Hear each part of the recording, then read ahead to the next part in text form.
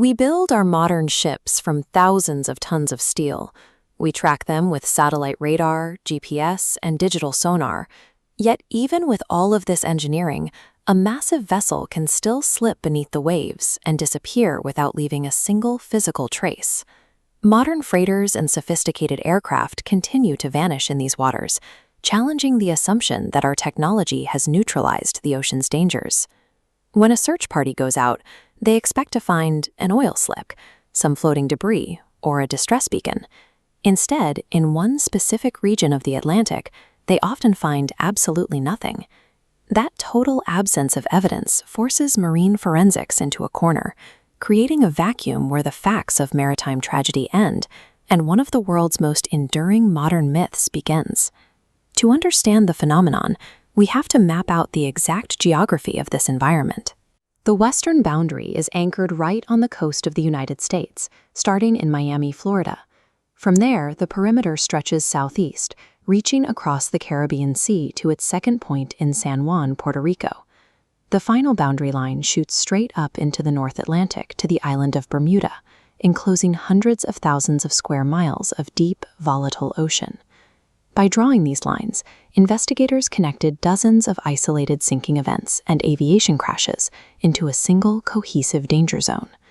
The forensic record of this region contains several high-profile case files, beginning in the year 1918 with the USS Cyclops. This was a colossal, heavily armored coal collier built to sustain punishing naval conditions.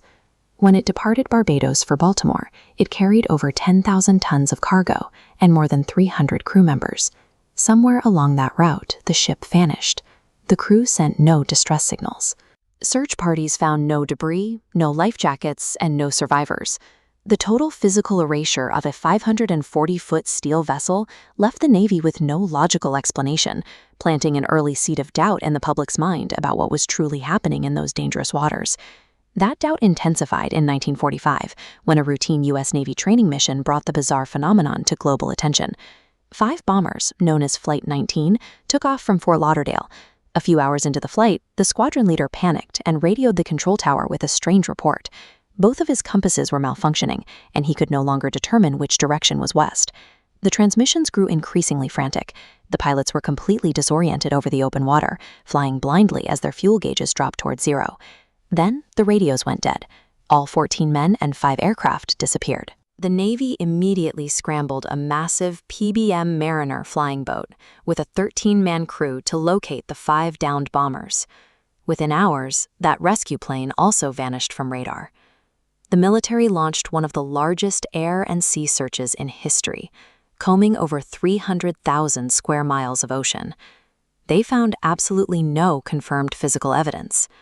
Flight 19 demonstrated that the hazard extended far beyond the surface of the water, claiming aircraft directly out of the sky. When an investigation yields zero wreckage, it leaves a psychological void.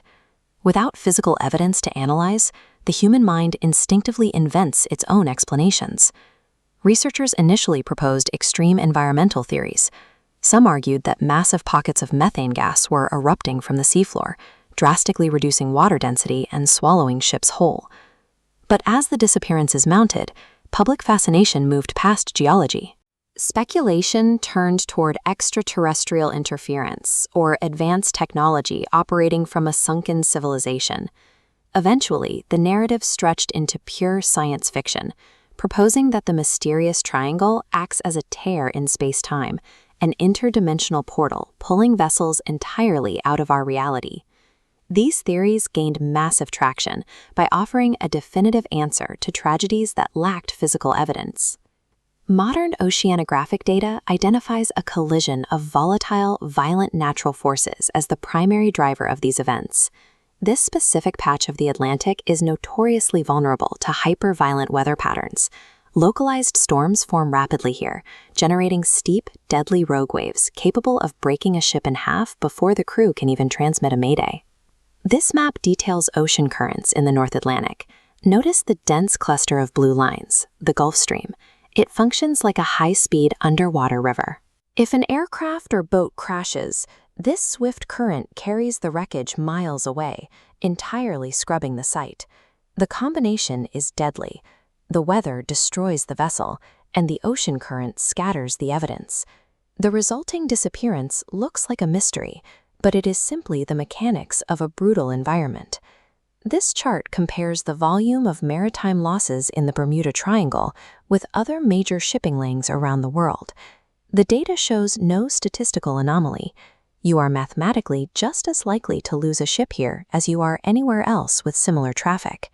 Because this region sits right between the United States, Europe, and the Caribbean, it sees a massive daily volume of commercial freighters, cruise ships, and private flights. Statistically, more traffic naturally guarantees a baseline number of severe accidents. It is deeply uncomfortable to accept that a multi-million-dollar aircraft or a massive steel freighter can just be swallowed by a wave and permanently erased by a current. We prefer the idea of sea monsters and portals. Ultimately, the Bermuda Triangle remains famous because it serves a psychological purpose.